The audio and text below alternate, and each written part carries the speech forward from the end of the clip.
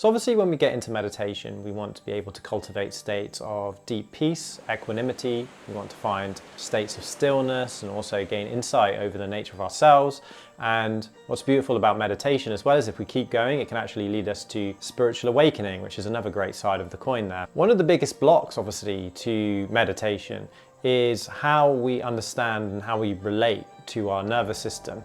Because if the nervous system is stuck in a state of fight or flight, then actually it can really hinder our progress in meditation.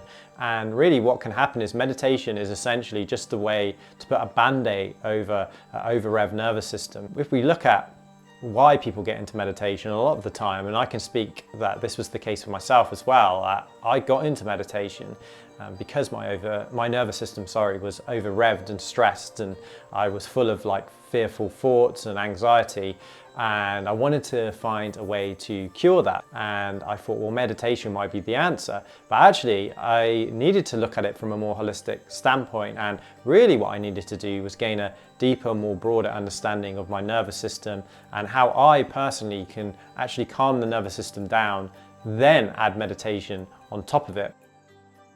Because if we can start to cultivate a lifestyle that actually has peace in it and is slower and doesn't cause us to constantly feel anxiety and dread all the time, and actually it's going to make our journey in meditation easier. So we have to see it as almost like a holistic approach to our whole lives. However, what you might find is if your lifestyle and your nervous system is stuck and blocked and is constantly stressed, then what's going to happen is your meditation is only going to give you temporary relief from this basically hell that you're living in, and you're going to go straight back to it as soon as you get off the cushion. So the best way to look at it and to think about it is that our nervous system essentially is our communication network that links everything together. So it's trying to keep us safe and it's trying to protect us. So it deals with our breathing, it deals with our physiology, it deals with how we relate to our physical sensations, our emotions and our perceptions. And what we want to do is, of course, yes, we want to use meditation to, help us cool down and calm down our nervous system, but we want to also start to cultivate a lifestyle that actually allows our nervous system to settle and to rest. And, we need to look at our whole lives here and just look, okay, is there things that are happening in my life, or is there situations, or is my work aligned, or am I in certain relationships that are not serving me? And do I have bad habits? Do I have addictions that is causing my nervous system to over-rev? Because let's think about what is the overall goal of meditation, right? Let's say it's to find happiness, or is it to find stillness, or maybe even that next step to find full enlightenment, right? And sometimes we can think of enlightenment as a full transcendence of everything, and that it doesn't really matter what's happening in our lives. But actually we need to take, first of all, full responsibility of that. And we need to start looking into, okay, what areas of my life is causing me stress? And what areas of my life, is my nervous system trying to tell me that actually there might not be something right here, and there's something that I need to change. So one great example is the workplace. So recently I actually have been working in quite a stressful job, and I've recently just left that job, and for ages my nervous system was screaming out to me that actually something was wrong, and I just ignored it because of I was actually earning some good money, and I felt like I was going forward in life, at least from a certain point of view. And I was like, well, I'm gaining more money and this is going to allow me to do more things in the future. In one sense, that's great.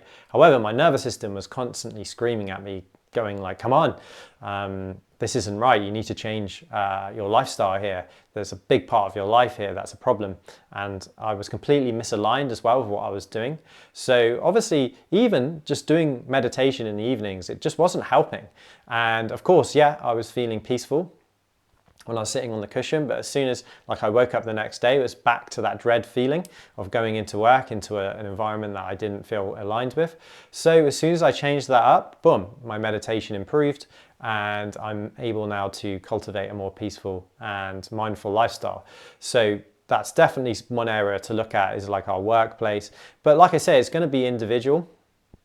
It's obviously going to depend on each person, and you're going to have to figure it out slightly for yourself. But what's obviously good as well about meditation is that, it forces us to spend time by ourselves, and it forces us to look inwards. So a lot of the time, actually, meditation can be used as a way to introspect and almost like self-journal on these areas of our lives. Okay, what areas of my life is causing me stress?